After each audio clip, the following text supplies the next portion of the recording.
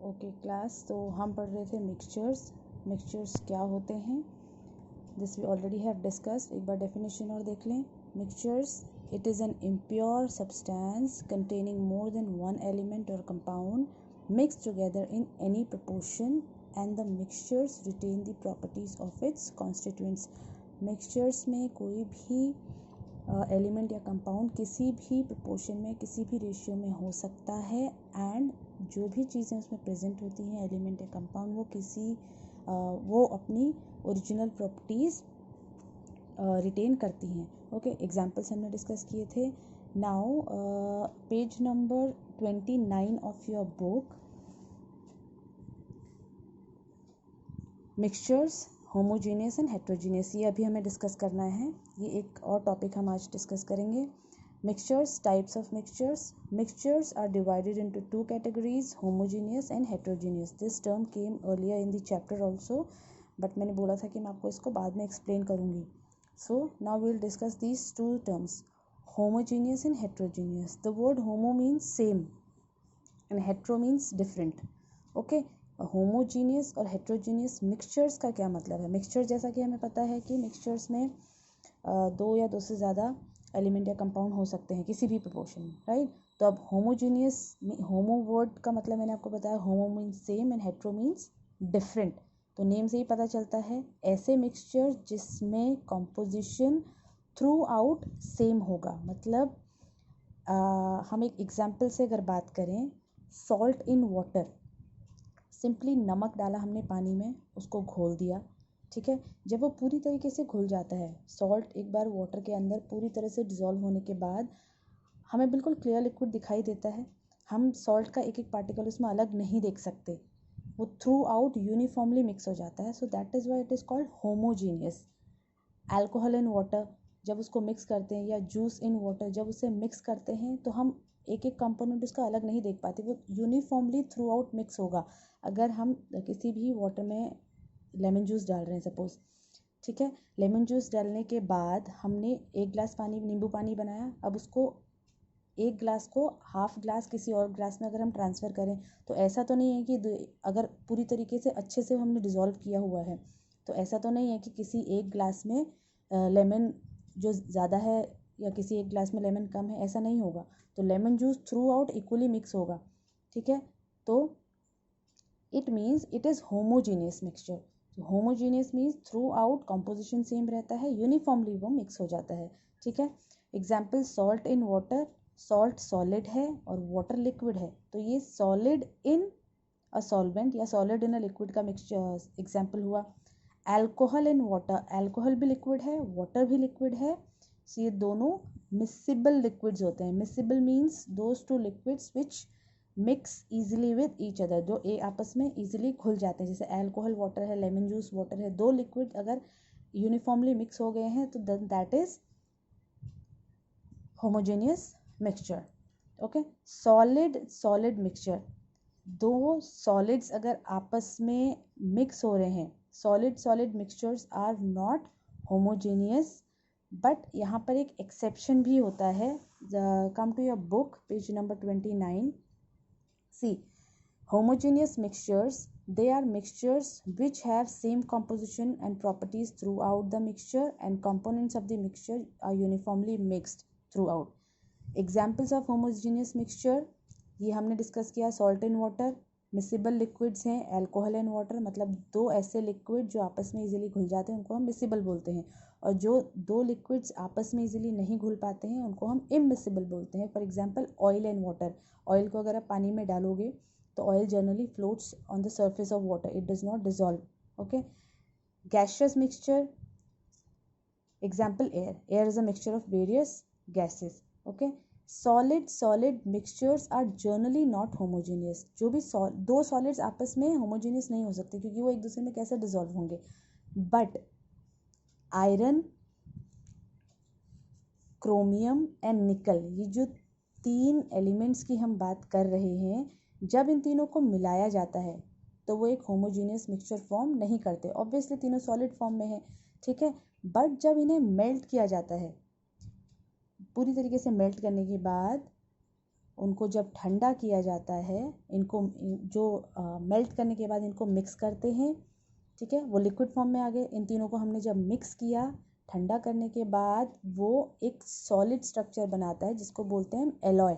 जो आप घर में स्टेनलेस स्टील के बर्तन यूज़ करते हो, वो भी एक होमोजीनियस मिक्सचर से बनता है। प्योर आयरन के बर्तन होते हैं और प्योर आयरन में निकल या क्रोमियम डाला जाता है तो उससे स्टील बनता है। So that is steel is an alloy of iron.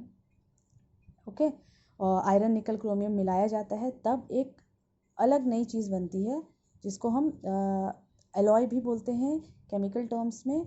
और क्योंकि ये सॉलिड हैं तीनों, as in the solid form they were not homogeneous, वो मिक्स नहीं हो पाते, बट उनको मेल्ट करने के बाद हमने एक नई चीज़ बनाई है। अब हम इसको होमोजीनियस मिक्सचर बोलेंगे क्योंकि स्टील के अंदर, स्टील के बर्तनों में आपको आयरन अलग और निकल अलग या क्रोमियम अलग नहीं दिखाई देता है, वो यूनिफॉर्मली एक जैसे होते हैं। स्टील की प्लेट पूरी यूनिफॉर्मली एक जैसी होगी, right. So this is homogeneous mixture. Okay, next is heterogeneous mixtures. Heterogeneous mixtures have different composition through out the mixture. ये इससे बिल्कुल अलग होते हैं।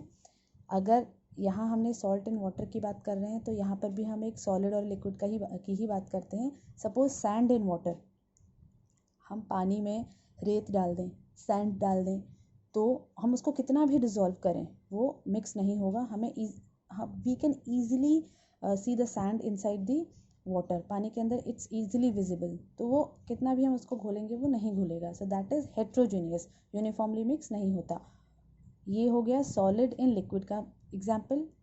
सैंड सॉलिड है, वाटर लिक्विड है, ठीक है, हेट्रोजीनियस। ऑयल इन वाटर, ये इमिसिबल हैं, जैसे मैंने अभी आपको बताया, those two liquids which are not dissolve in each other, या एक लिक्विड दूसरे में डिजॉल्व नहीं होता है, दे आर इमिसिबल।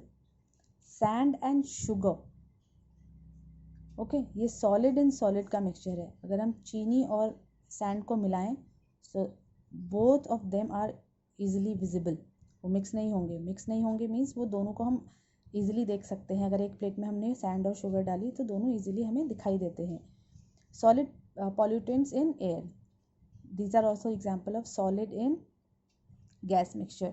जो भी एयर में सॉलिड पॉल्यूटेंट्स होते हैं, डस्ट के पार्टिकल्स होते हैं या और पार्टिकल्स होते हैं, वो हमें हवा में उड़ते हुए दिखाई देते हैं, right. So they are heterogeneous. So I hope this homogeneous and heterogeneous terms are clear to you now. Next is first come to page number 29. See, there is a table also given. If you get the question of write the difference between homogeneous and heterogeneous mixture, okay, so you can take the help of this table, right. These are the examples given: sand, sugar in water, alcohol in water, salt in sand, oil in water. Many examples are already I have explained. I will also share these notes with you so that somehow they will be helpful to you. Now come to page number 30 of your book. This is page number 30 of your book, Elements, Compound and Mixture. This is a comparative study. जो भी अभी तक हमने पढ़ा है elements के बारे में, कंपाउंड्स के बारे में या मिक्सचर्स के बारे में, this is to summarize that. First, the term element. Element are pure substances made up of only one kind of atom. ये हमने पढ़ा. Compound, two or more elements. When combined, they form compounds. And mixture, two or more than two elements or compound. When they mix in any proportion, they form mixture. Existence, elements, that is atom of only one kind are present on their own. किसी भी element के अंदर, आपने पहले भी जब बात करी थी, तो सपोज आयरन का एलिमेंट है तो उसके अंदर जितने भी एटम्स होंगे वो सारे सेम होंगे, iron iron iron, like that, okay. Compound के अंदर कंपोनेंट्स एक डेफिनेट प्रोपोर्शन में प्रेजेंट होते हैं, मिक्सचर में किसी भी प्रोपोर्शन में प्रेजेंट होते हैं। ये हम ऑलरेडी पढ़ चुके हैं, जस्ट मैं रीड कर रही हूँ आपके लिए एक बार.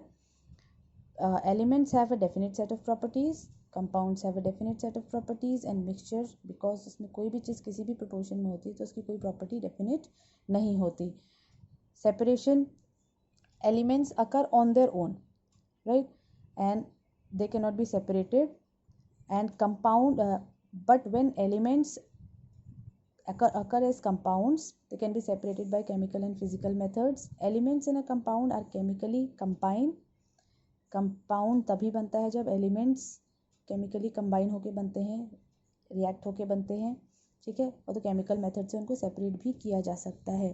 अगर components in a mixture are chemically mixed and can be separated by physical methods only. Mixtures को हम फिजिकल मेथड से अलग कर सकते हैं।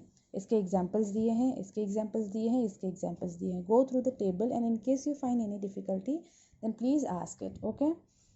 Next is these are the examples given. Zinc is an element, sulfur is an element, zinc and sulfur, okay, element and element. When both of these are combining, they form a compound, zinc sulfide. And when the zinc sulfide combine with another element, it forms a mixture. Means दो या दो से ज़्यादा element या compound का combination is mixture, okay. This is just a summary जो हम already पढ़ चुके। अगर आपको एलिमेंट, कंपाउंड और मिक्सचर का कॉन्सेप्ट क्लियर है तो this table is very easy, right. ये सिर्फ एक डिफरेंस, अगर आपको डिफरेंस के लिए भी आता है, differentiate between elements and compounds, वो भी आप यहाँ से लिख सकते हैं। Differentiate between compounds and mixture, वो भी आप यहाँ से लिख सकते हैं। Differentiate between elements and mixture, वो भी यहाँ से लिख सकते हैं। मीन्स एक एक चीज़, एक एक प्रॉपर्टी आपको यहाँ पे मेंशन है, okay. Next is the separation of mixture. अब मिक्सचर्स अगर हैं, उसमें वेरियस कंपोनेंट्स हैं, ठीक है। सपोज एक सिंपल एग्जांपल लेते हैं। मैंने एक प्लेट में थोड़ी सी राइस ग्रेन्स लिए, उसमें थोड़ी सी दाल के दाने डाल दिए, थोड़ी सी उसमें शुगर डाल दी, ठीक है, थोड़ा सा उसमें सॉल्ट डाल दिया। ये 3 या 4 चीज़ें मिक्स हो गई। अब how am I suppose to separate them? ये मिक्सचर है तो इसको हम सेपरेट भी कर सकते हैं। इसको तो मैं सिंपली फिजिकल मेथड से सेपरेट कर सकती हूँ, हैंड पिकिंग से भी सेपरेट कर सकती हूँ। दाल के दाने अलग, चावल के दाने अलग। या फिर ऐसा कर सकते हैं कि एक छलनी ली, उसमें से सबसे पहले नमक नीचे आ जाएगा, तो बाकी 3 चीज़ें बची, उनको हैंड पिकिंग से। तो ये सेपरेशन के मेथड्स होते हैं। तो जितने भी हमारे मिक्सचर्स हैं उनको भी हम सेपरेट कर सकते हैं। Like some methods are given in your book, okay. Page number 31, mixtures and the methods of their separation. तो first is sublimation, second is evaporation, third is distillation, then separating funnel, fractional distillation and chromatography. One by one हम इनके बारे में पढ़ेंगे कि ये क्यों use होते हैं, ओके, और इनकी टेक्निक क्या है, कैसे यूज़ होते हैं। फर्स्ट अगर हम सब्लिमेशन की बात करें तो सब्लिमेशन ऐसे मिक्सचर्स के लिए यूज़ होता है जो 2 सॉलिड्स आपस में मिक्स होते हैं और उनको उनमें से एक सब्लिमेबल हो। Sublimation, what is sublimation? Sublimation means when a substance changes directly into vapour state from its solid state without any liquid state in between. जैसे आपने नैप्थलीन बॉल्स देखी हैं अपने घरों में जो कपड़ों में डाली जाती हैं, राइट। ओडोनिल देखा है जो हम बाथरूम वगैरह में रखते हैं, वो सॉलिड होता है और कुछ दिनों बाद वो गायब, हमें ना मेल्ट हुआ दिखता है, नहीं ना कुछ, because it is converting directly from the solid state to the gaseous state. हमें कोई बीच में लिक्विड स्टेट नहीं आती। तो ऐसे चीज़ों को हम सब्लिमेबल थिंग्स बोलते हैं, ठीक है। These are sublimable. So type of mixture over here is solid and solid. 2 solids का मिक्सचर है जिसमें से एक सब्लिमेबल होगा और एक नॉन सब्लिमेबल होगा। सपोज हमारे पास मिक्सचर है अमोनियम क्लोराइड और सोडियम क्लोराइड का। Sodium chloride is salt and ammonium chloride is another salt, ठीक है। लेकिन इसमें से एक सब्लिमेबल है, एक और दूसरा सब्लिमेबल नहीं है। सोडियम क्लोराइड जो खाने का नमक है, ये हमें पता है कि ये सब्लिमेबल नहीं है, अदरवाइज किचन में रखा रखा नमक हमारा अपने आप उड़ जाता वेपर बन के, बट वो सब्लिमेबल नहीं है, ठीक है। तो यहाँ पर ये सब्लिमेबल होगा। बट इन दोनों को हम सब्लिमेशन से कैसे अलग करेंगे? Separation of mixtures, solid solid mixture.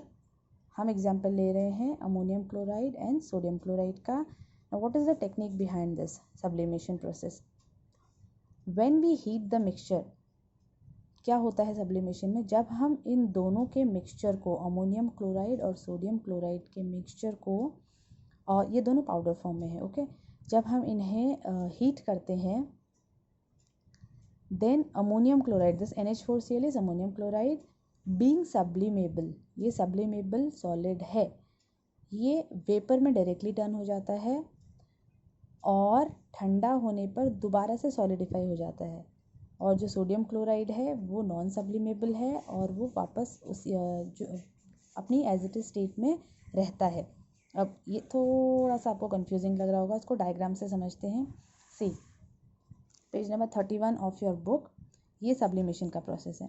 ठीक है, हमारे पास यहाँ पर एक ट्राइपॉड स्टैंड है, उस पर वायर गॉज लगा है, उसमें एक पेट्री डिश रखा है, उस पेट्री डिश के अंदर ये बोन चाइना का डिश होता है जो हम लेबोरेटरीज में यूज़ करते हैं, सोडियम क्लोराइड डाला, ठीक है, और अमोनियम क्लोराइड डाला, उन दोनों का मिक्सचर डाला है हमने इसके अंदर।